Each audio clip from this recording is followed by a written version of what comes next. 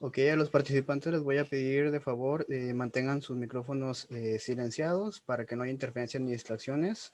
Al final de la plática se otorgarán unos minutos para la sección de preguntas y respuestas. Se van a leer tanto las preguntas de Zoom como las de Facebook. Al final les vamos a compartir un link de post evaluación. Le enviamos ahorita el link de pre evaluación para que de favor lo pudieran responder, ya que es muy importante para nosotros. Igual el post evaluación es muy importante que lo respondan, ya que esto nos permite seguir ofreciendo conferencias y actividades para ustedes. Cuando empiece a transmitir, empecemos.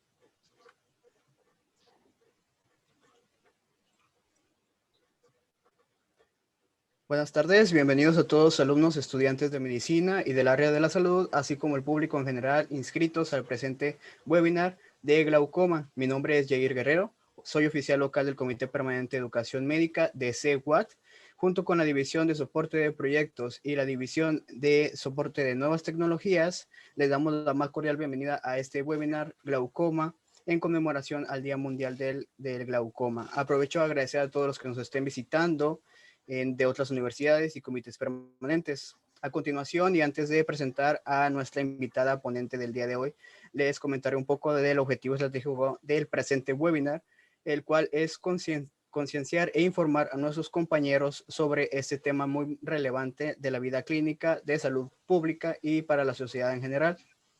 Hoy se cuenta con nosotros una excelente profesora, la doctora Ana Dolores Garmendia Salmán. Ella es graduada de la Universidad Autónoma de Tamaulipas como médico cirujano.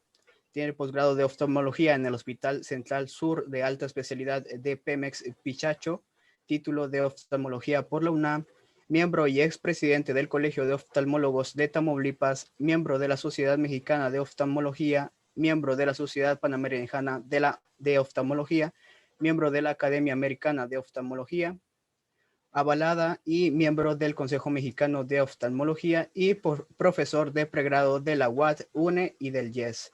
Y más que nada agradecerle infinitamente, doctora, por aceptar esta invitación. Le cedo la palabra cuando usted quiera. Muchas gracias, buenas tardes. Gracias a ustedes por la invitación y con mucho gusto aquí estaremos hablando ahorita por un ratito de glaucoma.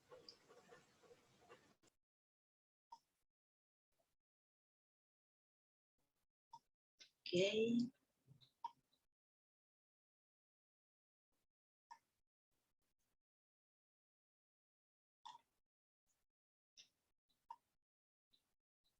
Muy bien. ¿Qué es el glaucoma?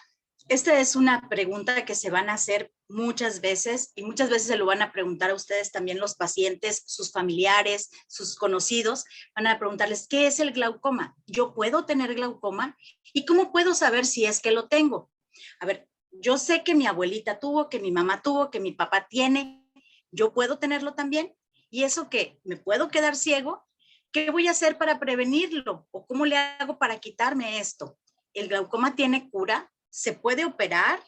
¿Y mis hijos también pueden tener glaucoma? Entonces, estas son interrogantes que van a surgir comúnmente en su vida profesional y personal. Para poder entenderlo, vamos a empezar por la anatomía del ojo. Muchos de ustedes ya saben acerca de esto, otros apenas lo van a conocer y algunos lo oirán por primera vez. Y tenemos primero la córnea, que es la parte más anterior del ojo. Después está aquí un espacio que está ocupado por el humor acuoso, que este es el que va a mantener la tensión del globo ocular. Está el iris, siguiente está el iris, después la cámara posterior, que también está llena de humor acuoso, y el cristalino. Y en esta parte de aquí atrás, que está aquí ejemplificada, está el cuerpo ciliar y en este cuerpo ciliar es donde se va a producir este humor acuoso. Después tenemos, bueno, ya la cavidad vítrea, acá la retina, coroides y el nervio óptico. Hay una diferencia entre las lágrimas y el líquido del interior del ojo. porque muchas veces cuando le están explicando al paciente o inclusive cuando lo estoy explicando a algunos de mis alumnos, preguntan si es lo mismo, porque a veces les dices, es que el líquido del ojo, sí, las lágrimas, a mí me salen, a mí me escurren, yo no tengo, yo sí tengo. No, esto es algo muy diferente. Es diferente la lágrima que se produce en la glándula lagrimal, que se produce en las glándulas accesorias, y que se va a excretar por medio de los puntos lagrimales, va al conducto nasolagrimal y drena finalmente en el meato inferior del cornete medio. Y ese pues va a la faringe. Y el humor acuoso es el líquido que se encuentra dentro del ojo. Perdón, la lágrima baña la superficie externa del globo ocular. Y el humor acuoso se va a producir, como les explicaba, en los procesos ciliares. De aquí va a pasar por medio de la pupila. Recordemos que el iris es un músculo que en el centro tiene un agujero y este agujero se llama pupila. Este se cierra con la luz o se abre cuando hay poca luz. Y por medio de este agujero va a pasar de la cámara posterior a la cámara anterior el humor acuoso, que va a nutrir a la córnea y además va a mantener la tensión del globo ocular. Y finalmente va a salir por medio del ángulo de la cámara anterior, ¿ok? Y este ángulo tiene 4 partes y de aquí, una de ellas al fondo del trabéculo, se encuentra el canal de Schlemm, que seguramente lo han escuchado, y por aquí es un sistema venoso que va a drenar el humor acuoso. Ahora, ya tengo glaucoma, ¿qué hago? Bueno, pues lo más importante es llevar un control periódico con un oftalmólogo. Debe acudir a sus citas mínimo 2, 3 o 4 veces al año de preferencia, en caso de que no haya ninguna otra patología o ninguna otra motivo de consulta en el intermedio, para estar verificando que se mantenga controlada la presión intraocular y que la enfermedad no avance, porque en ese caso, bueno, tendríamos que hacer algunas otras ajustes al manejo. Deben seguir las indicaciones del oftalmólogo, no dejar de usar el tratamiento, porque, bueno, lo voy a decir más tarde, pero aprovecho para comentar que el tratamiento básico del glaucoma es con gotas. Entonces, el paciente tiene que estar usando gotas todos los días de su vida. ¿Ok? Entonces a veces dicen, es que ya me cansé de ponerme gotas, no, es que ya no quería usarlas y las dejé, ¿no? O pues es que me lo dieron y me dijeron hasta que se acabe y pues yo no compré otro, ¿no? Entonces es muy importante no dejar de usar el tratamiento y ante cualquier cambio que se perciba en la visión, en el campo visual, hay que acudir al oftalmólogo antes de la cita que esté programada.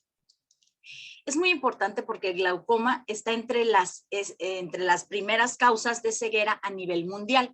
Si no está, compite con la retinopatía diabética entre la primera y segunda causa de ceguera, que pueden ser prevenibles, ¿ok?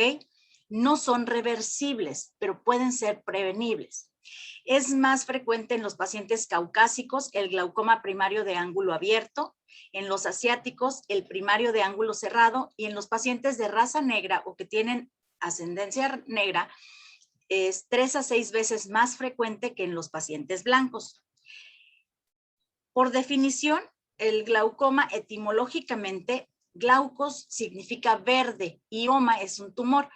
Cuando no se trataba el glaucoma, el paciente desarrollaba una opacidad corneal y finalmente se le veía el ojo verde, como verdoso. Entonces, por eso se llama glaucoma, ¿ok? De ahí viene el nombre. Y una definición romántica es la que antes se utilizaba, que dice que es una isla de visión en un mar de ceguera. ¿A qué se refiere esto? Esto es un campo visual en donde todo lo negro es lo que el paciente no ve, y lo blanco del centro es lo único que el paciente ve. Entonces, aquí podemos decir que tiene una isla de visión en todo un mar de ceguera. Esto es muy triste, ¿verdad? Llegar a este punto, pues obviamente el paciente ya está con muy mala visión y en muy malas condiciones, que no es reversible. Pero por definición, el glaucoma es una neuropatía óptica anterior, crónica, progresiva, que tiene una causa multifactorial que consiste en la remodelación del tejido conectivo de la cabeza del nervio óptico y pérdida del tejido neural, que se asocia a alteraciones distintivas de patrones de disfunción visual, asociado o no a aumento de la presión intraocular. ¿Qué quiere decir todo esto? Bueno, es una neuropatía óptica anterior, ¿sí? O sea, es de la parte anterior del nervio óptico, justamente en la cabeza del nervio óptico, que es la papila. Y aquí algo interesante es que, bueno, el nervio óptico, como deben saber, es el segundo par craneal. Los pares craneales están acá arriba y todos bajan y se distribuyen a donde tienen que ir, pero el nervio óptico específicamente, se inicia en el globo ocular, ¿ok? Se inicia en el ojo y de aquí ya va a llevar toda la información. Entonces, en esta parte del nervio óptico es donde van a presentarse los cambios inicialmente. Es progresiva porque es como una enfermedad crónico-degenerativa, ¿ok? No se va a curar y puede progresar si no se da tratamiento. Algunos pacientes, como en todas las cosas, pudieran progresar aún con el tratamiento, ¿verdad? Multifactorial porque no es una sola cosa la que causa glaucoma. Hay varios factores que pueden llevarnos a presentar esta neuropatía óptica.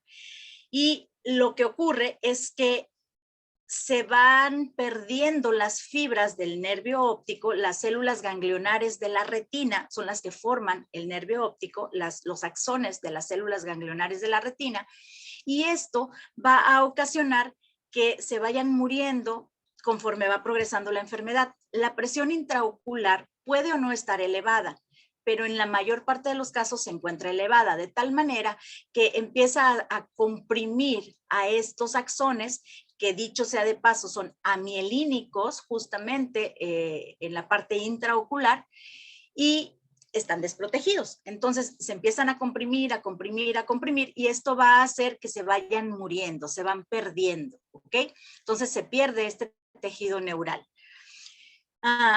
Y asociado a patrones distintivos de la disfunción visual, quiere decir que hay cambios que podemos observar en el campo visual. El campo visual es lo que vemos ojo por ojo, viendo a un punto fijo al centro y medir hasta dónde ves arriba, abajo, al sector nasal y al sector temporal. Y entonces existe ya actualmente un programa en un campímetro computarizado que mide específicamente lesiones por glaucoma. Y entonces aquí podemos ver los cambios que se presentan y saber si estos cambios corresponden o no al glaucoma.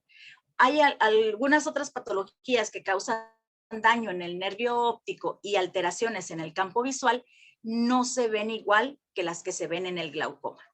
Y como les decía, puede o no tener aumentada la presión intraocular. Antes se creía que sí, excepto en el glaucoma de tensión normal, pero actualmente, bueno, pues puede o no estar aumentada y aún así seguir perdiendo campo visual y obviamente fibras nerviosas. Ok, es una enfermedad crónica, como les decía, de larga evolución, es progresiva, es decir, que va aumentando el daño que presenta esta enfermedad. Hay muchas causas y muchos factores, se altera el nervio óptico. Si ustedes saben, que deben de saberlo, el nervio óptico en el centro presenta una excavación que es fisiológica. Esta debe ser aproximadamente de un 35%, 30-35%, y debe ser simétrica en ambos ojos. Entonces, cuando se van perdiendo estas fibras nerviosas, la excavación se va haciendo más amplia. Es decir, una excavación es un agujero. Entonces, se va haciendo más amplia, más amplia, más amplia. Y esto quiere decir que hay menos fibras que están ocupando ese espacio. Lleva también alteraciones en el campo visual y la característica es que se va perdiendo de manera concéntrica el campo visual. Puede llegar a tener una visión que se llama tubular, en donde solamente el paciente ve como si estuviera viendo por un tubo, literal. Si ustedes hacen esto y se limitan la visión de todo lo demás, así ve el paciente. Entonces, imagínense la calidad de vida de una persona que tiene que vivir así y para poder caminar tiene que bajar totalmente la cabeza, para todo lo que quiera hacer tiene que moverse porque solamente ve por el centro, como por un tubo, ¿ok? Y pues esto no está tan padre, ¿no? Y finalmente, el paciente va a perder totalmente la visión. Y la visión central se conserva hasta etapas ya más avanzadas de la enfermedad. Y esto puede llevar a la ceguera. Lleva finalmente a la ceguera. Como les repito, es crónico, es progresivo, tiene alteraciones en el campo visual. La visión central se puede conservar hasta etapas muy tardías, es decir, el paciente puede estar viendo el 100%, que lo llamaríamos un 20-20, pero tener el campo visual ya en una forma tubular y pues realmente no es que tenga buena visión. Aquí tenemos un ejemplo de cómo se vería esto. Entonces aquí está el punto de fijación, que es justo el centro de la cruz. Esta manchita de aquí se llama mancha ciega, y esto todos tenemos una mancha ciega, un punto ciego, y esto corresponde a la papila. Justamente donde está la reunión de todos estos axones de las células ganglionares de la retina, no hay fotorreceptores, que es lo primero donde se inicia la vía visual. Aquí solamente tenemos los axones, de tal manera que ese es nuestro punto ciego. Todos tenemos un punto ciego. Y después vamos a medir en grados el campo visual. Aquí son los primeros 10 grados, 20, aquí son como 60, 70 grados. Y aquí está un ejemplo de cómo veríamos, si tenemos todo el campo visual, bueno, pues veríamos todo lo que está aquí. Si se va limitando hasta que solo tenemos 10 grados centrales, entonces imagínense ver todo esto negro y solamente ver lo de aquí del centro. ¿Okay? Hasta que esto se apaga también, y bueno, eso nos lleva finalmente a la ceguera. Ok, la presión intraocular va a ejercer, bueno, el aumento de la presión intraocular va a ejercer presión sobre la cabeza del nervio óptico, ¿ok? Sobre las fibras nerviosas que están aquí. Y eso, hay diferentes tipos de glaucoma, pero ahorita rápidamente les voy a explicar dos. Hay dos maneras de que esto se pierda. Uno es de manera rápida y la otra es de manera crónica, muy crónica. Es decir, si tenemos un aumento de la presión intraocular muy alto, se va a perder rápidamente esta visión, ¿ok? Pero va a ser progresiva, ¿verdad? No es de ya no veo de hoy para mañana ya no veo, eso es otra cosa. Pero rápidamente progresiva. Si por el contrario, el aumento de la presión intraocular es un poquito más de lo que debería de ser, está un poquito elevada, va a ocurrir algo como lo que pasa con el tormento chino. Si ustedes se acuerdan, es una gota que va cayendo y va cayendo. Los tenían en la tortura, les ponían una gota de agua hasta que les perforaban el cráneo, ¿ok? Entonces, imagínense, aquí es de poquito, en poquito, en poquito, pero finalmente va a ser crónico y a la larga va a llevar a la pérdida de la visión. ¿Ok? Entonces, aquí repitiendo la anatomía, bueno, este es un ángulo cerrado, porque aquí se cerró este ángulo, el líquido, el humor acuoso no puede salir de manera adecuada, y entonces se aumenta la presión por todo el globo ocular, y esta es la parte más débil y es la que va a sufrir el daño. Ok. Aquí vemos alteraciones en el nervio óptico. Este es sería un nervio óptico normal, son esquemas obviamente. Este es un nervio óptico normal y conforme aumenta la presión y se van apachurrando y muriendo estos axones, se va a aumentar la excavación fisiológica y se va a hacer un agujero. Sí, lo que les decía, se hace más grande esta excavación hasta que quedan poquitas fibras o hasta que ya no queda ninguna. ¿Ok?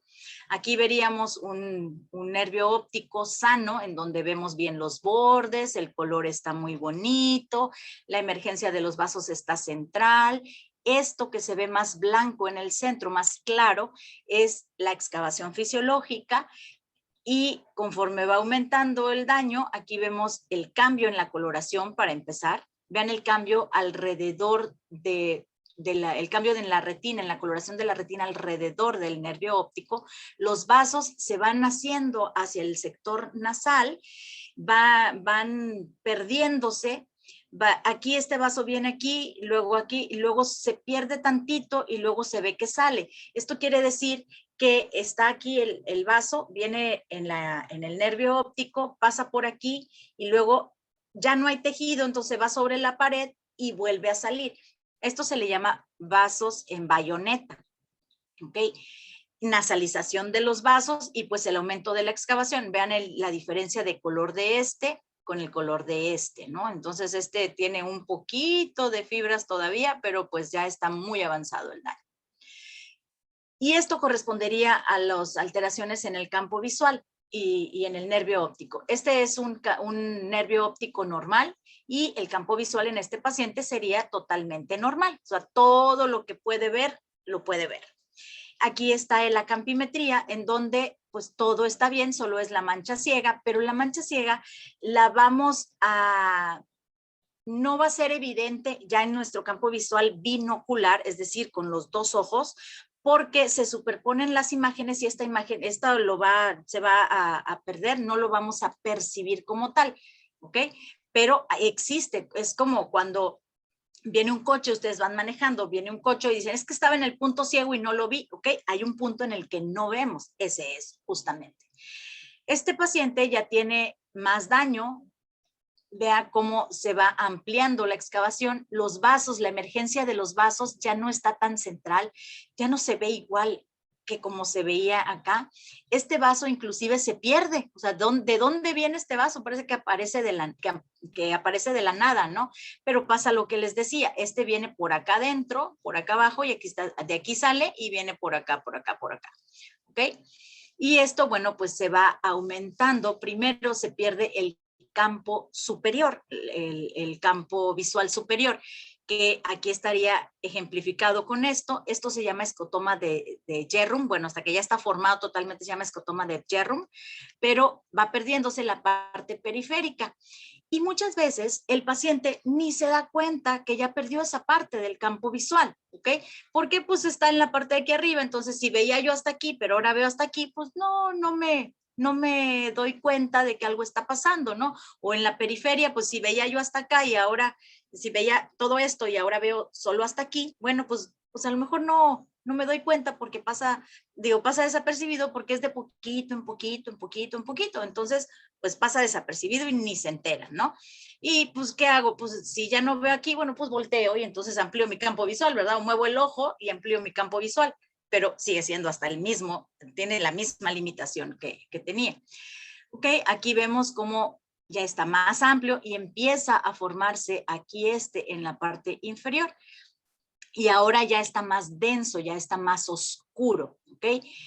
Aquí sigue progresando el daño hasta que vean que tiene pues más oscuro. Esto también ya empieza a notarse un poco más y pues aquí tenemos ya este campo visual que correspondería a esta imagen aproximadamente. Sigue progresando y como les dije hace rato, va de manera concéntrica, entonces se va cerrando, se va cerrando, se va cerrando, se va cerrando, se va cerrando, hasta que nos queda una visión que es como un túnel o más pequeña todavía, si esto avanza más, hasta que quede esta visión tubular, que sería lo que le queda de visión a este paciente aquí, ¿ok? Entonces, ahí es donde yo les comentaba hace rato, o sea, imagínense que tengan que vivir así, ¿no? O sea, traten de hacerlo y traten de caminar o traten de hacer algo y es bastante difícil, es bastante complicado, hasta comer es complicado, porque muchas veces estás comiendo, solo bajas un poco los ojos y ves tu plato de comida, pero cuando tienes que bajar toda la cabeza para poder ver tu plato de comida, bueno, pues ya es un poco más complicado hacer todo esto, ¿no? Manejar, pues ni se diga, ¿verdad? Estos pacientes no deberían de manejar, sin embargo, nos los encontramos de repente en la calle, ¿verdad? Pero no deberían de manejar porque está tan limitado su campo visual que necesitan estar muy al pendiente de todo así y pues entonces ya no están al pendiente del frente, ¿verdad? Y pueden tener accidentes o alguien sale por un lado y no lo van a ver y lo van a atropellar, van a chocar, se van a llevar al motociclista, muchos accidentes pueden ocurrir. En cuanto a la clasificación del glaucoma, lo podemos hacer en ángulo abierto o ángulo cerrado.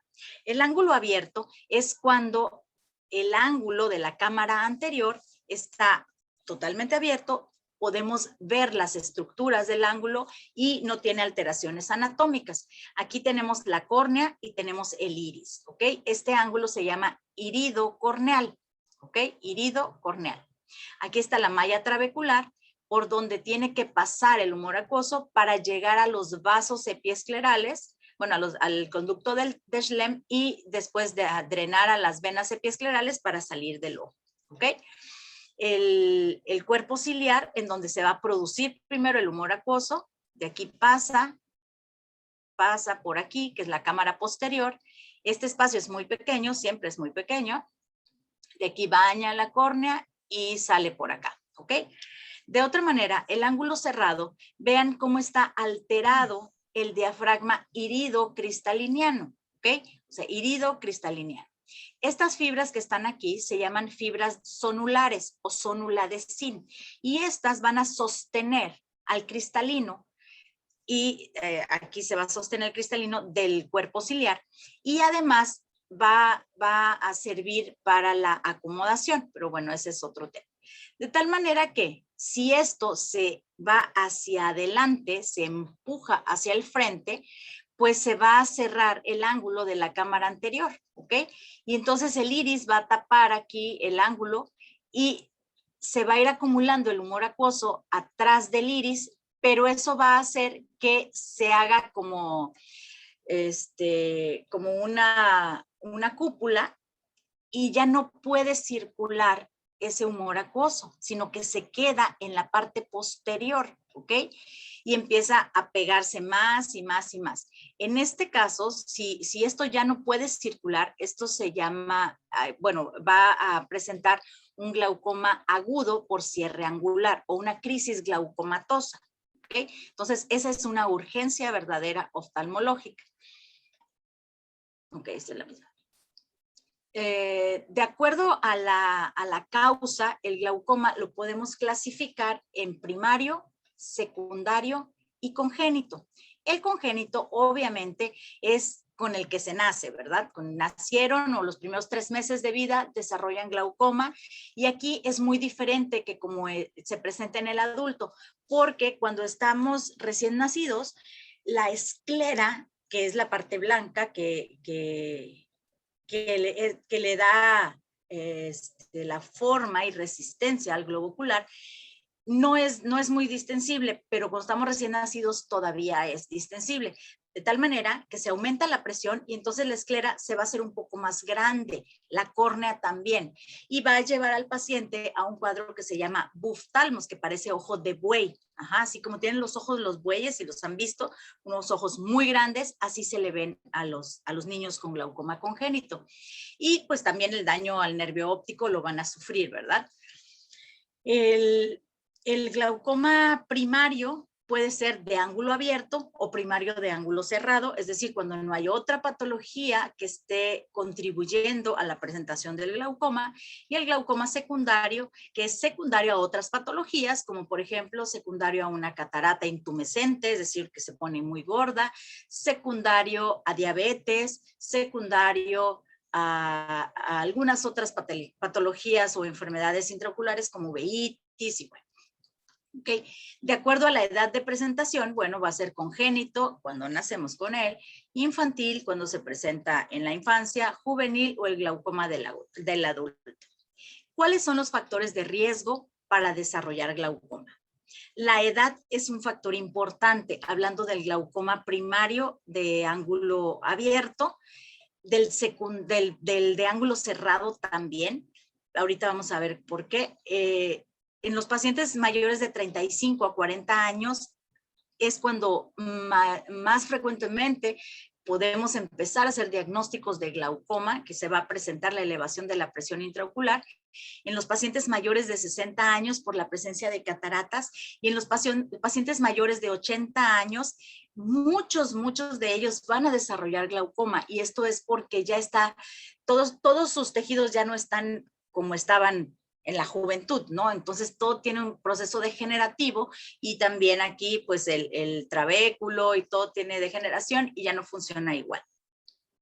En las mujeres es más frecuente el glaucoma primario de ángulo cerrado, en los hombres el glaucoma primario de ángulo abierto. Perdón, y en cuanto a raza, los africanos, afroamericanos y afrocaribeños, que esto pues nos quedaría más cerca a nosotros, van a tener glaucoma primario de ángulo de ángulo abierto. Y la presión intraocular es importante, entonces la presión intraocular la vamos a medir en milímetros de mercurio y se menciona que es de 10 a 20 milímetros de mercurio lo normal. Algunas literaturas dicen que hasta 21. Personalmente, ya 21 no me parece tan normal. De hecho, si el paciente está en 20, pues a veces yo veo cómo están sus estudios, porque aquí, de acuerdo al ciclo circadiano, en la madrugada sube la presión intraocular a todos. Entonces, si ya tienes 20 y en la madrugada te va a subir 2, 3 milímetros, bueno, pues ya vas a empezar a tener algunos cambios que a lo mejor te toman la presión cuando vas al consultorio y resulta que pues está todo muy bien, ¿verdad? O sea, la presión está perfecta, bueno, perfecta dentro, cerca de los límites elevados, de los límites altos, pero en la madrugada no, ¿ok? Entonces, bueno, de 10 a 20 es lo que se considera normal. Y también hay que valorar la cabeza del nervio óptico, porque si encontramos aumento de la excavación fisiológica, esto no es normal, ¿no? Entonces tenemos que ver qué está pasando y qué hay ahí. Otros factores de riesgo son la miopía para glaucoma primario de ángulo abierto, la hipermetropía para el glaucoma primario de ángulo cerrado, porque el paciente que tiene hipermetropía tiene un ojo más pequeño de lo normal, es un ojo más corto, ¿ok? Entonces, como está más corto, todas las estructuras están más pegaditas una de la otra y esto va a ocasionar que, bueno, tenga cambios anatómicos y pueda tener un ángulo estrecho o un ángulo cerrado. ¿Okay? La diabetes mellitus también es un factor de riesgo. Aquí, más que nada, para el desarrollo de un glaucoma que se llama neovascular, que finalmente es un glaucoma secundario, porque la diabetes produce una enfermedad en la retina que se llama retinopatía diabética. Entonces, esta retinopatía diabética, una de sus formas de presentación es proliferativa, y la proliferación se refiere a membranas y a neovasos, o sea, vasos de nueva formación que no deben de estar ahí y que empiezan a formarse. Y estos neovasos van a formarse también en el iris y van a formarse también en el ángulo de la cámara anterior y van a tapar o bloquear este ángulo. De hecho, estos pacientes son de más difícil control que algunos otros tipos de glaucoma. Y si tienen historia familiar de glaucoma, el riesgo de presentarlo es 3 veces mayor. ¿Okay? No quiere decir que el 100% lo van a presentar, pero sí hay más riesgo de que lo presenten. Como por ejemplo, si la mamá tiene glaucoma, pues hay un 70%, 70-80% de probabilidades de que lo tengan. Si el papá tiene glaucoma, pues son un 40% de probabilidades, pero pues finalmente ahí está el factor, ¿no? Entonces hay que tener hay que valorar a estos pacientes. Ok, los factores de riesgo mayores para la presentación de glaucoma es tener la presión intraocular elevada, la edad, como les decía, conforme más grandes, más riesgo, la raza, los pacientes de raza negra, como les había explicado, historia familiar de glaucoma en primer grado, o sea, no es lo mismo que una tía de mi mamá tiene glaucoma o tuvo glaucoma. Mi abuelita tuvo, mi mamá tiene o tuvo, y pues casi que los hijos van a tener, ¿no? No es definitivo, pero es un gran porcentaje de pacientes que pueden tener glaucoma por esta causa. Y cuando tenemos una apariencia sospechosa del nervio óptico, es decir, cuando la excavación que nosotros valoramos es como del 50% en ambos ojos o es asimétrica, ¿sí? Es decir, en un ojo la vemos del 30 y en el otro como del 60, bueno, pues esto no es normal tampoco, ¿no? Entonces tendremos que hacer otros estudios para valorar a estos pacientes y determinar si es o no es. Otros posibles factores de riesgo, pues es la diabetes, la hipertensión, la miopía elevada, la hipermetropía, algún trauma ocular. Por ejemplo, hay un glaucoma secundario a trauma ocular y esto es porque se produce con el trauma se desinserta la raíz del iris y el cuerpo ciliar y entonces esto se llama recesión angular, por lo tanto ya no va a funcionar de manera adecuada y se eleva la presión intraocular.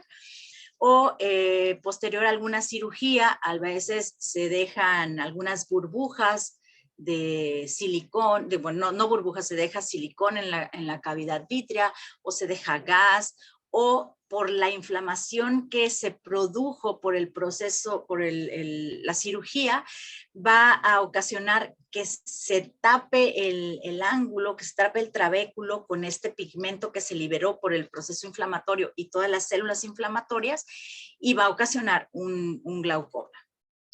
¿Okay?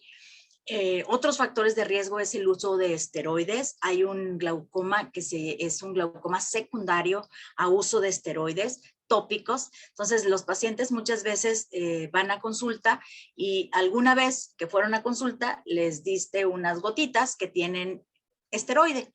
Y como se sintió muy bien y se le quitó todo lo que tenía, pues la vez pasada el doctor me dio estas gotas, pues me las voy a poner. Y hoy está rojo, me pongo otra. No dormí bien, me pongo otra. Y el día siguiente, por otra cosa, se pone otra. Y siento basurita y se ponen otra. Y es un uso indiscriminado de los esteroides. Esto puede llevar a un glaucoma secundario al uso de esteroides, que obviamente es de difícil control y muchas veces son pacientes jóvenes que hacen este uso indiscriminado de los esteroides, ¿no? También el tener migraña y vasoespasmo periférico son factores de riesgo porque recuerden que es multifactorial, entonces va a afectar la vasculatura del nervio óptico y de la retina, y esto va a hacer que se vayan perdiendo estas fibras también, ¿no? Y bueno, masculino y femenino depende del tipo de glaucoma. Los síntomas. Okay, la presión intraocular normal, les mencionaba, entre 10, 20 o 21 milímetros de mercurio, con un promedio de 16 más menos 3 milímetros de mercurio. Y entonces, ¿qué va a pasar con el paciente que tiene, digamos, 24 o 23? ¿Qué va a sentir este paciente? La verdad es que no va a sentir nada. Nada, ni se va a dar cuenta que tiene un poco elevada la presión intraocular.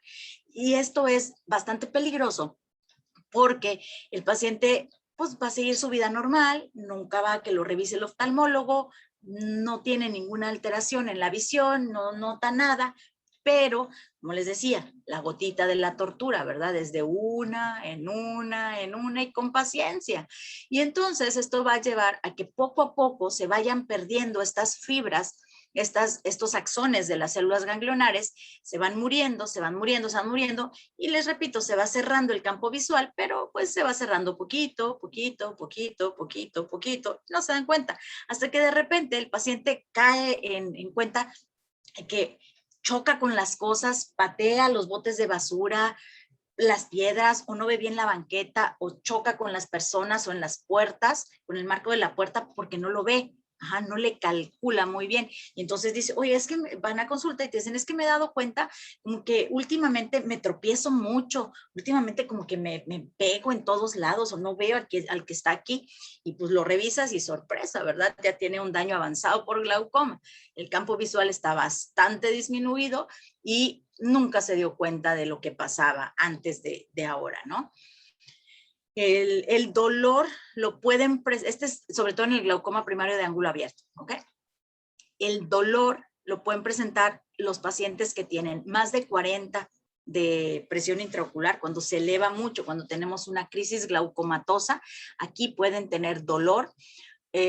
A veces presentan los que tienen un ángulo bloqueable, un ángulo estrecho, cuando están en la luz, pues no hay ningún problema, pero entran a un lugar oscuro, bueno, antes era el cine, ¿verdad? Ahora ya no, ahorita, actualmente en pandemia, pues no podemos ir al cine, pero vienes de un lugar iluminado, entras a un lugar que tiene poca luz o está oscuro, ¿qué va a pasar con el iris? Se dilata, ¿ok? Entonces se abre y se repliega contra la periferia y va a cerrar al ángulo, y eso va a producirle al paciente un cierre angular transitorio, y puede manifestarse como una punzada, como un piquete, como, ay, me dolió, tantito, y ya.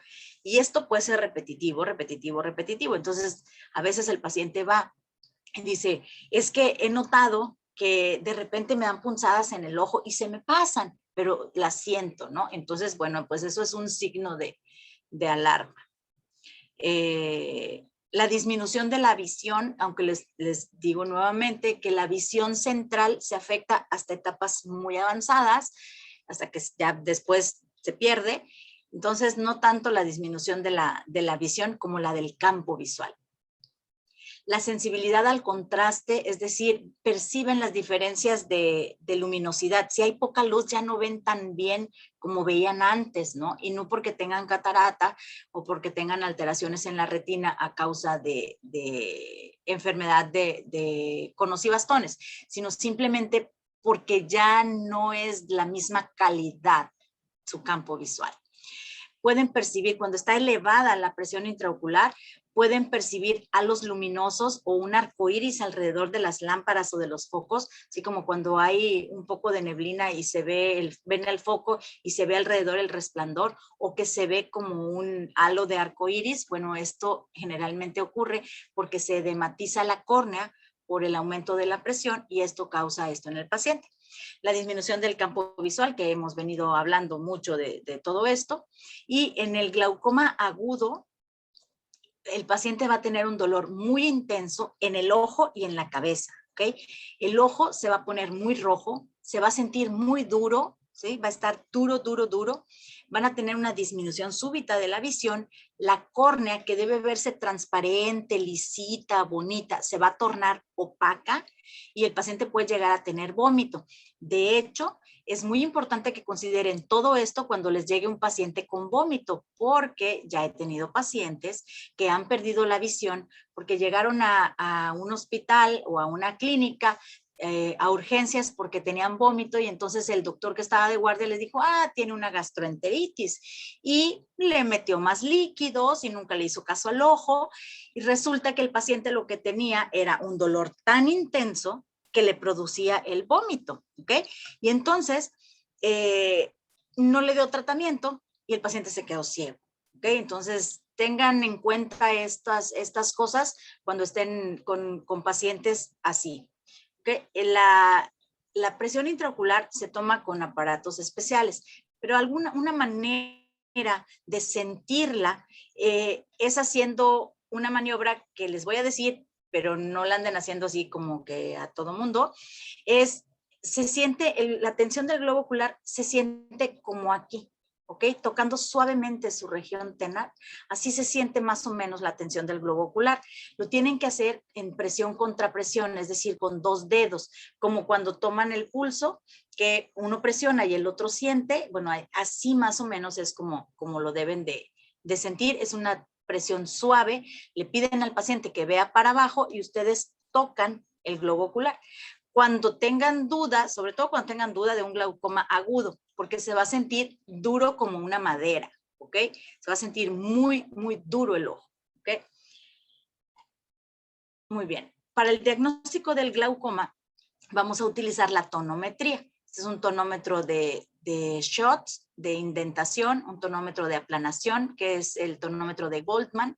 Este es el gold estándar para la toma de la presión, un tono pen, un tonómetro de aire, y hay otros tonómetros más que se usan últimamente, pero este es el gold standard que se usa en la lámpara de hendidura, un conito que tiene aquí un aparato. Bueno, aquí no se ve dónde está, pero se pone fluoresceína bueno, primero se instila una gota de anestésico, se pone fluoresceína, que es un colorante, en el fondo de saco de la conjuntiva, y se va a poner esta luz azul cobalto para estimular la fluorescencia y se va a ver de esta manera. Después, con este cono vamos a tocar la córnea, apenas hacer un toque en la córnea, y cuando toca el tonómetro, toca la córnea, transmite esta resistencia y el aparato acá tiene una perilla en donde ustedes le van moviendo hasta que las imágenes, creo que no tengo esa imagen, no la tengo, hasta que lo que ven a través de ese conito son 2 semicírculos, y lo que tienen que hacer es juntar estos semicírculos así, y entonces ya se fijan en cuánto les quedó. No, pues me quedó en 13, ¿ok? Entonces el paciente tiene 13 milímetros de mercurio. ya no se usa tanto, se usa más que nada cuando no tienes acceso a esto o cuando el paciente está en cama, no pueden llevarlo al consultorio, no pueden levantarse, lo pueden utilizar, pero no es lo más recomendable. También debemos hacer una gonioscopía, que es mediante un goniolente. ¿Okay? El gonio se refiere al ángulo y este lente vamos a asomarnos por aquí a través de la lámpara de hendidura, que es el biomicroscopio, vamos a valorar el ángulo. Este tiene 4 lentes, entonces no necesito girarlo, sino que solo me veo la parte de arriba, veo la parte de un lado, la de abajo, la del otro lado, veo la parte central y valoro el ángulo, ¿no? Entonces, esto es el esquema de cómo se ve. Primero está la córnea, está el iris y pues lo que está en medio, esto es lo que hay que ver, ¿no? Las estructuras que están aquí. Por ejemplo, en este paciente, esto no es normal, ¿sí? El iris está pegado acá arriba. Esto se llama sinequia anterior, ¿ok? El iris está pegado arriba y se llama sinequia anterior. Entonces, estas sinequias van a hacer que el trabéculo no funcione de manera adecuada porque está tapado por el iris que se pegó ahí y se pegó muchas veces por estos cierres intermitentes que les digo que tiene el paciente con ángulo estrecho. Se cierra, pero se vuelve a abrir, se cierra, pero se vuelve a abrir, pero en una de esas se puede quedar cerrado, ¿ok? Y presentarse una crisis glaucomatosa. Aquí vemos el ángulo debe tener aproximadamente 40 o 45 grados de apertura y a veces el ángulo cuando se llama cerrado es que tiene 10 o 20 grados nada más, ¿ok? Entonces no es lo mismo tener un ángulo que el iris esté hasta aquí a que el iris esté hasta acá, ¿ok? Hay más riesgo de que se cierre si el iris se repliega a la periferia, pues lo va a cerrar muy fácilmente. Aquí vemos las estructuras del ángulo, vemos la línea de Schwalbe acá, después está el trabéculo, el espolón escleral y bueno, tenemos que valorar aquí la raíz del iris, es la cuarta estructura, ¿ok? Aquí están las estructuras, la línea blanca de Schwalbe, el trabéculo que tiene pigmento, después el espolón escleral y finalmente la raíz del iris, es lo que vamos a ver con el goniolente que teníamos hace rato. La campimetría, es decir, vamos a valorar el campo visual. Aquí vemos un campímetro en donde la paciente se le tapa un ojo y se va a pedir que vea a un punto fijo al frente, mientras que dentro de esta cabina van a estar apareciendo unos puntitos de luz y sin que voltee a buscarlos, es decir, sin que ande haciendo esto, sino solamente viendo al frente, va a tener aquí un dispositivo donde va a estar presionando todos los que ella alcance a ver en la periferia. Y el programa, bueno, va a ir marcando varias decibeles, va a ir poniendo diferentes intensidades y les va a marcar lo que ve o lo que no ve el paciente, ¿ok? Podemos hacer un HRT en donde vamos a valorar aquí, por ejemplo, vean este ojo, la excavación está de este tamaño, pareciera que es esta nada más, pero es hasta acá y aquí lo podemos ver. Y en vean el tamaño de la excavación, todo esto rojo es lo que el paciente ya no tiene de tejido, ¿ok? Hay que valorar también aquí la zona de la retina que está alrededor y ver las características. Bueno, así es como se presenta un resultado de un HRT y este es un OCT, es una tomografía de nervio óptico. Este es un análisis de mi retina y este es una tomografía de nervio óptico en donde vamos a valorar la papila. Aquí está la papila, aquí está la otra. Se hace un como desdoblamiento, el aparato lo hace y esta línea va a marcar un ojo, la otra línea va a marcar el otro ojo. Lo verde es lo que está bien, lo amarillo pues lo que no tan bien y lo rojo es donde no debería de estar, ¿verdad? Entonces, vemos aquí pues está en lo rojo en esta parte y aquí lo marca, ¿no? Por cuadrantes lo empieza a marcar. Vemos también en esta parte el grosor de las fibras nerviosas, vemos el tamaño de la papila, el tamaño de la excavación, el área que tiene esa excavación, lo profundo, cuánto le queda de células, cuánto no y todo esto. Entonces, realmente es una integración, ¿no? Este es otro OCT. Vean aquí, tiene una foto de cómo se ve la papila, cómo se ve el nervio óptico. Todo esto rojo es lo que está perdido y vean aquí el análisis, ¿no? Tiene una parte en verde, pero acá tiene una parte en rojo, ¿no? Entonces está muy amplia esta excavación con esto perdido. Y aquí, bueno, pues lo podemos complementar con la campimetría, ¿no? Como se ve la campimetría. Un GDX es también un analizador de las fibras nerviosas y bueno, sirven para integrar todo esto. Podemos hacer una ultrabiomicroscopía en donde con el ultrabiomicroscopio vamos a ver así. Entonces, esto es el cristalino. Aquí vemos el cristalino. Aquí no se alcanza a ver tanto, pero vean, por ejemplo, el ángulo. Esta es la córnea. Este es el iris. Vean el ángulo, tiene una apertura que pues se ve normal, ¿no?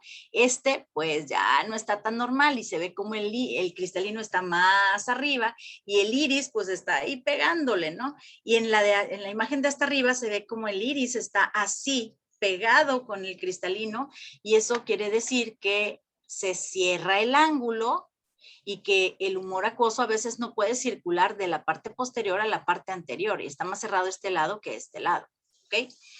Aquí, bueno, ya habíamos visto el fondo de ojo, podemos tomar fotografías o podemos hacer una descripción, aunque si hacemos una descripción es subjetiva y si hacemos una fotografía vamos a tener una imagen fiel de lo que está ocurriendo con el paso del tiempo, ¿no? Bueno, lo que ocurre ahora y si tenemos los estudios consecutivos conforme pasa el tiempo, bueno, pues lo que pasa después. El tratamiento. El tratamiento para el glaucoma básicamente son gotas.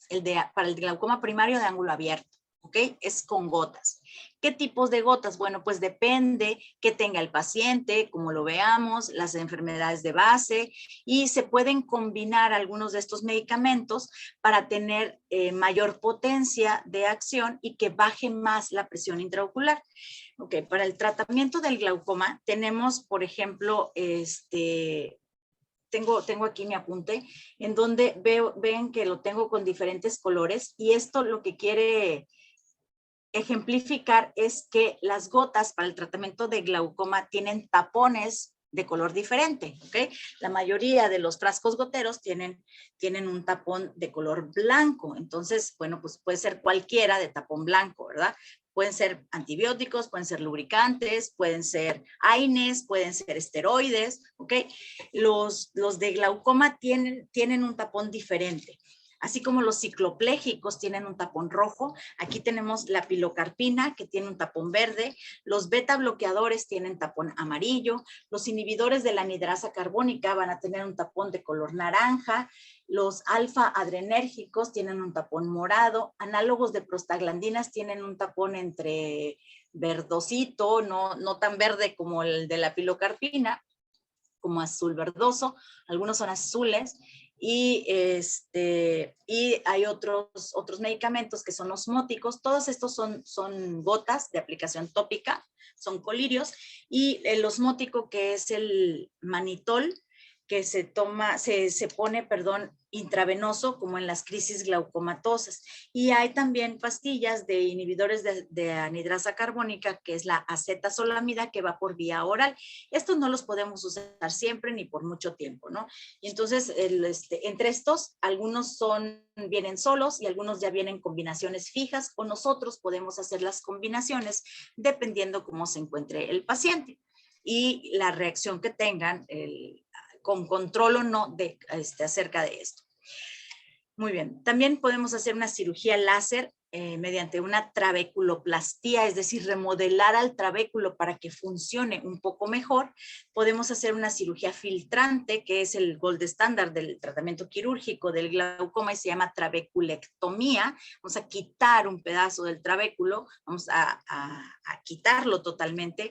Podemos poner implantes para el drenaje del glaucoma, de la presión, el drenaje del humor acuoso, y disminuir la presión intraocular, como por ejemplo una válvula de Ahmed. Hay otras válvulas, la más utilizada, la más conocida es la válvula de Ahmed, y este dispositivo no es realmente una válvula, sino que funciona como el de las venas o como la de válvula de Hasner del conducto nasolagrimal, en donde va a permitir que se aumenta la presión en el ojo, se abre, deja que salga el humor acuoso y se vuelve a cerrar. Ya no permite que haya un reflujo, ¿ok? Entonces, estos son los dispositivos de drenaje. Los pacientes con glaucoma primario de ángulo cerrado deben tratarse con gotas y algo más, dependiendo de cada caso. Por ejemplo, una iridotomía periférica con JAK láser. Esto es hacer una ventana en el iris, en la periferia del iris, para que haya circulación, aunque se cierre, vieron cómo el iris se pega al cristalino, aunque se pegue el iris al cristalino, siempre puede haber una circulación de humor acuoso entre la cámara posterior y la cámara anterior a través de estos orificios en el iris. Podemos quitar el cristalino, si el cristalino tiene un tamaño normal y el cristalino se puso muy gordo, o sea, en vez de estar así, se puso así, y eso es lo que nos está empujando hacia adelante al iris contra la córnea. Bueno, entonces vamos a quitar el cristalino para que regrese el iris a su posición normal. Hay que vigilar a los pacientes que tienen un ángulo bloqueable y es muy conveniente realizar iridotomías profilácticas, es decir, preventivas para el cierre angular agudo. Cuando tenemos porque si no, esto nos puede llevar a una crisis glaucomatosa o un glaucoma agudo, lo cual va a terminar en una pérdida visual que es irreversible. Entonces aquí, por ejemplo, vemos cómo está, este es el cristalino, esto de aquí es el iris y bueno, pues ven cómo la línea se eleva y baja. Esto es, perdón. Esto es porque está pegado el iris al cristalino y no permite que pase el humor acuoso de la cámara posterior a la cámara anterior. Y entonces si tenemos un glaucoma agudo, perdón, la córnea se pone opaca. Vean, esta todavía está transparente, pero vean cómo se pone opaca la córnea, ya no se ve igual que esta brillosita. Tenemos inflamación del ojo, aquí esto se llama reacción ciliar, o hiperemia mixta o tipo 2. La cámara anterior se ve estrecha, o sea, aquí están pegados totalmente, ¿verdad? Vean este otro ojo también, en donde pues no hay cámara, ¿no? O sea, prácticamente no hay cámara anterior, está pegado el iris con el cristalino y con la córnea, ¿no? En lo podemos ver también, vean de perfil, ven el pequeño espacio, este triangulito que se forma aquí, que se forma aquí también, es el pequeño espacio que hay todavía, pero realmente ya no tiene, o sea, se ve cómo está hacia adelante, ¿no? Parece como los dibujos de los ojos, en donde pues obviamente no te ponen la córnea, sino que te ponen el iris ahí en primer plano. Bueno, pues así se ve, ¿no?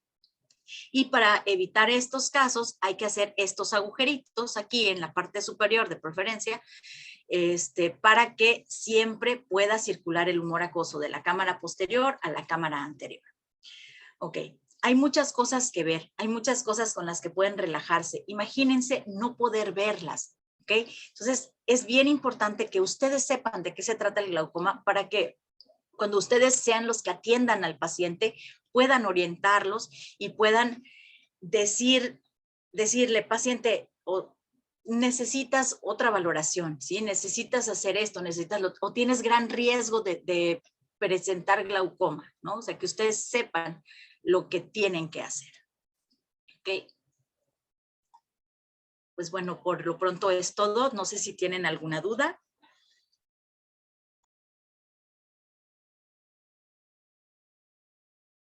Bueno, doctora, muchas gracias.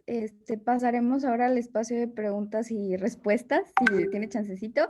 Estaremos leyendo tanto las preguntas por Facebook como por aquí el chat de Zoom, o si en dado caso quieren mandarlas por el grupo de WhatsApp, adelante.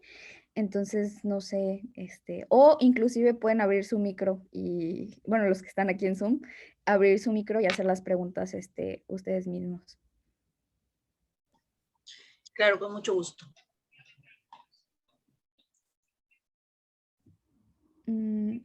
¿Alguien levantó la mano? Adelante. Alberto Ramírez. Hola, muy buenas noches, doctora. Buenas noches. Buenas noches, mi pregunta es la siguiente. ¿Existe el glaucoma con presión opio baja o normal?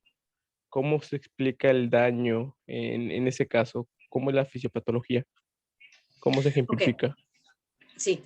Aquí lo que ocurre en el glaucoma de tensión normal o de presión baja es que no nada más es el aumento de la presión lo que causa el daño, sino recuerda que es multifactorial. Entonces, estos pacientes con glaucoma de tensión normal muchas veces tienen alteraciones en la vasculatura, ¿sí? Tienen vasoespasmos, puede ser porque tengan migraña, puede ser porque tengan alteraciones vasculares que les causen estos vasoespasmos y esos cierres de las arterias, sobre todo, van a ocasionar que se vaya provocando el daño a lo largo del tiempo.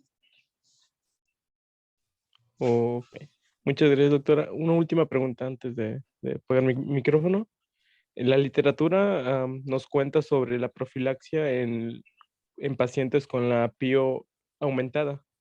¿A partir de qué estante usted recomienda dar tratamiento profiláctico para que en este caso la hipertensión óptica no desemboque en un glaucoma? ¿O en qué ejemplos usted ha visto mejoría en los pacientes significativa a largo plazo?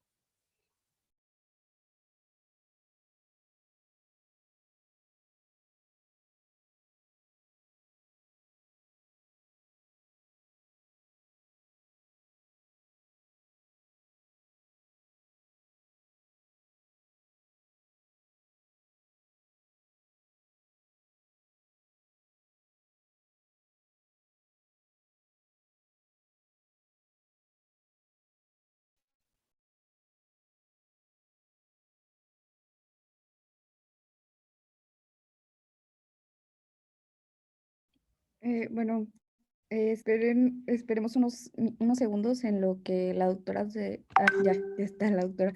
Es que creo que se trabó. Doctora, no tiene activado el audio. ¿Ok? Ahí, ya. No sé no se escuchó la respuesta, ¿verdad?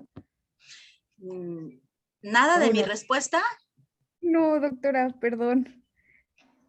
de la primera del glaucoma de tensión normal. Fue la subsecuente de esa pregunta. Es que no terminé de escuchar yo la pregunta. Ah, ok. Alberto, no sé si gustas repetir la segunda parte. Por supuesto. Le estaba comentando, doctora, que la literatura habla sobre un tratamiento profiláctico donde existe una presión intraocular aumentada, en este caso en los pacientes. ¿A partir de qué nivel ejemplificaría usted una mejora clínica a lo largo del tiempo? No entiendo muy bien tu pregunta, pero a ver, trataré de darle forma. Ajá. No puedes hacer una profilaxis como de me voy a poner gotas para que me baje la presión para no tenerla elevada. Ajá. O es como si te tomaras, me voy a tomar un captopril o un losartán o un telmisartán para que no me suba la presión. ¿Sí? No funciona de esta manera. Cuando ya tienes la presión intraocular elevada, aquí, bueno, ya es otra cosa, no hay dos factores. Uno es con cambios en los estudios y sin cambios en los estudios. Si tienes cambios en los estudios, esto es un glaucoma. Si no hay cambios en los estudios, se llama hipertensión ocular. Sin embargo, esto es personal, lo llaman hipertensión y lo siguen por mucho tiempo, ¿sí? Le hacen estudios de seguimiento, hasta que llega a tener daño y entonces ya le empiezo tratamiento. Finalmente va a tener daño, ¿ok? Pero bueno, así los glaucomatólogos lo han hecho y los consensos y todo, ¿verdad? Entonces, si un paciente tiene la presión intraocular elevada y aparentemente los estudios de OCT, de campos visuales están normales, lo puedes estar vigilando cada 4 o 6 meses y haciéndole estudios 1 o 2 veces al año, y cuando notes que ya hay un cambio entre el anterior y el que tienes ahora, entonces sí empezar a dar tratamiento. Pero si un paciente tiene 30 milímetros de mercurio, ese paciente va a tener daño como de lugar, ¿sí? Si tiene 23 o 24, pues a lo mejor todavía no se manifiesta el daño, a lo mejor todavía no se hace aparente, pero lo va a tener en algún momento. No sé si más o menos eso es lo que querías saber y te expliqué lo que necesitabas. Sí, de esa entidad hablaba, doctora. De hecho, pues he estado leyendo alguna información sobre eso y pues algunos artículos lo recomiendan si existe esta presión elevada en este caso. Pero muchas gracias, doctora. Buenas noches. Okay. Bueno, prosigamos con, hay dos preguntas en Facebook. La primera es de Alex Rivera. ¿La presencia de sangrado al momento de de la exploración de fondo de ojo nos puede orientar al diagnóstico de glaucoma? Ok, no es la presencia de sangrado en el fondo de ojo, sino que hay un signo que puedes encontrar que son hemorragias en astilla sobre el nervio óptico. Estas hemorragias en astilla, cuando tienes la suerte de encontrarlas, es glaucoma. ¿Ok? Es así como un signo patognomónico de glaucoma, encontrar hemorragias en astillas en el nervio óptico, pero no las vas a encontrar con mucha frecuencia. ¿Ok? Entonces, si es este tipo de hemorragia, sí. Si es otro tipo de hemorragia por cualquier otra causa, no necesariamente es un diagnóstico de glaucoma.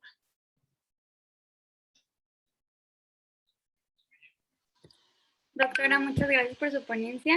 Le voy a leer ahora una pregunta de Zoom de Valeria Alemán. Dice, doctora, buenas noches, excelente ponencia. Mi pregunta ¿es normal que el paciente al ponerse las gotas, por ejemplo, dorzolamida, timolol, sienta mucho ardor en los ojos y que sienta un sabor amargo? En este caso, ¿qué se puede hacer? Ok. Las gotas, todas las gotas que vienen así, los colirios oftálmicos, tienen conservadores, la mayoría. Hace un tiempo para acá que están haciendo gotas sin conservadores. Muchos de estos conservadores provocan ardor en el ojo. Entonces, te la pones y te va a arder, ¿ok? Algunas otras veces es la misma sal la que arde, ¿okay? Y pues te va a arder. Hagas lo que hagas, te va a arder. Sí, pero es como un efecto secundario o como algo que tienes que tolerar para tener un mayor beneficio, ¿ok? Valoras riesgo-beneficio, de qué tanto es lo que arde y qué tanto es el beneficio que puedo tener, ¿ok? Si es insoportable y me queda llorando el ojo todo el día y no lo soporto y no puedo vivir con eso, bueno, ok, pues lo cambiamos, ¿verdad? Hacemos otra cosa, vemos que algunos otros medicamentos, como por ejemplo los análogos de prostaglandinas, muchas veces al empezar a usarlos provocan ojo rojo, sin dolor, sin molestias, sin nada, solo se ve rojo, ¿no? Y a veces el paciente ni se da cuenta, sino que el que está enfrente o el que está al lado le dice, oye, tienes el ojo rojo, ya viste las gotas, ¿no? Te están haciendo daño. Y no, esto es algo que es transitorio, pasa, no le da ningún otro problema al paciente y ya. Y si podemos hacer algo por el ardor de las gotas, bueno, pues a ver, te agarras una gota lubricante, te la pones 5 minutos antes y después ya te pones tu gota para la presión, ¿ok? Entonces, eso es lo que se puede hacer. Y ya, si de plano es intolerable, bueno, pues o cambiamos o vemos qué otro tratamiento podemos dar quirúrgico o a ver qué. Bueno, continuaremos con una de Facebook y ahorita pasas tú, Karen, te abrimos el micrófono. Bueno, Mariana Macías pregunta, mencionó que al detectar una crisis glaucomatosa es importante para no perder la vista de forma irreversible. ¿Cuándo es el tiempo de ventana para realizar el tratamiento?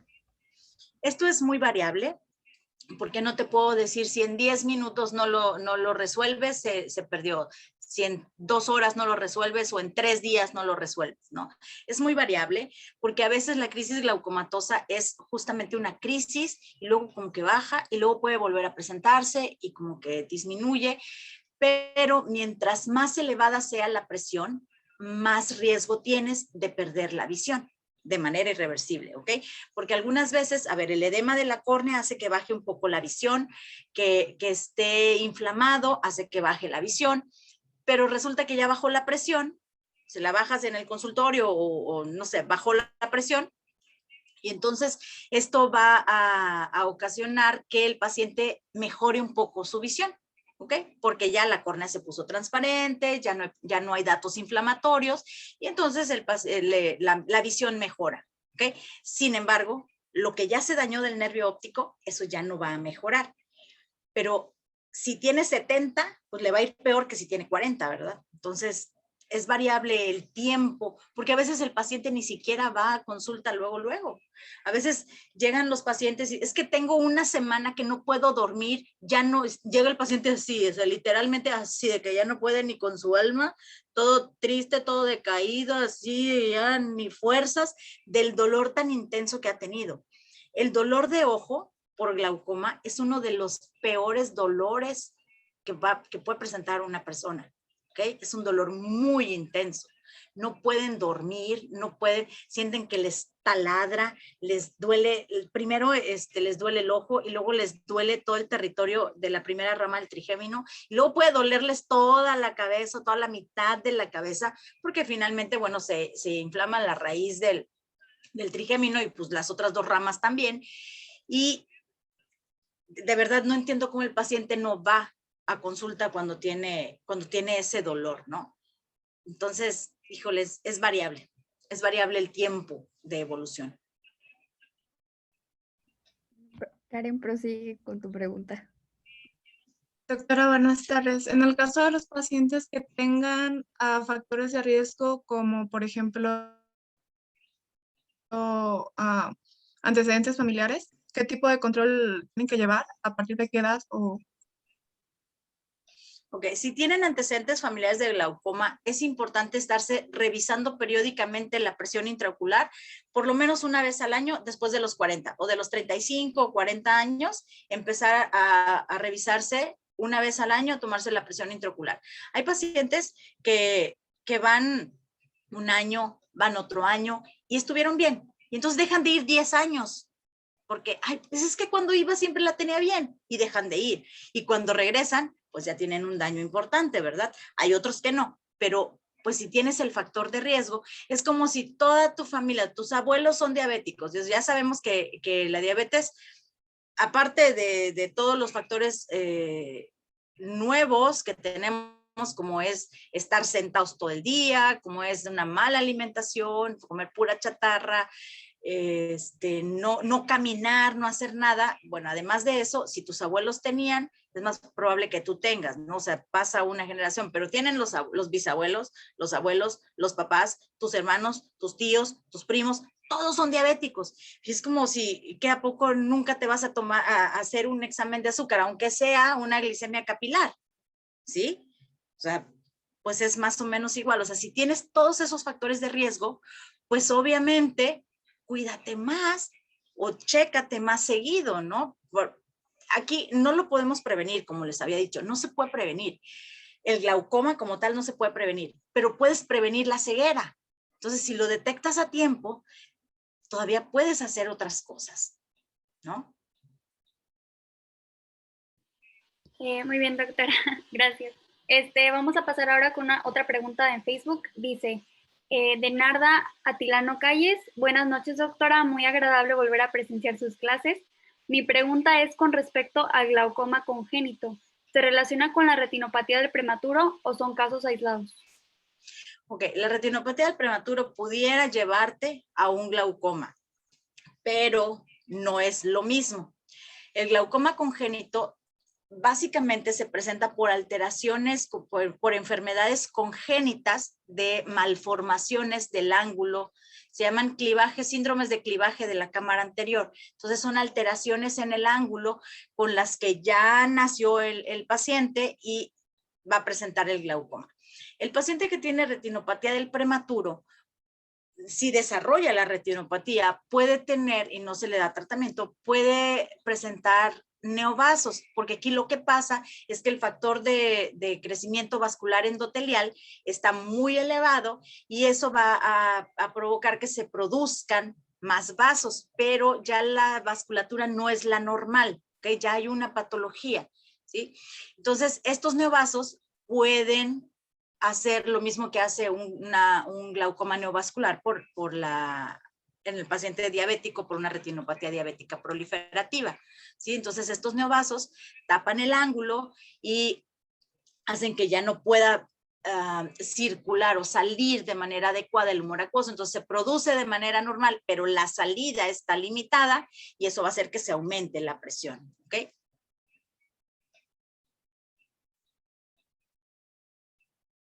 Espero haberte respondido, Narda. Bueno, creo que ahorita por el momento ya no hay más preguntas, y no queda más que agradecer por su increíble ponencia, doctora. Todo el comité estamos agradecidos y me imagino que también los asistentes, tanto en Facebook como aquí dentro de Zoom. Entonces, pues muchas gracias de parte del comité estudiantil y bueno, creo que damos por finalizada esta conferencia de glaucoma. Muy bien, pues muchas gracias a ustedes, con mucho gusto, y cuando necesiten algo referente a oftalmo o que no sea de oftalmo y yo pueda servirles, con mucho gusto, aquí estoy para ustedes. Claro, esperamos tenerla nuevamente con nosotros y primeramente Dios, volver a tenerla en presencial también. Así es. Muy bien. Gracias a todos. Buenas noches. Gracias, doctora. Buenas noches, doctora. Doctora, buenas Gracias, noches. bonita noche. Gracias, doctora. Buenas noches. Doctora.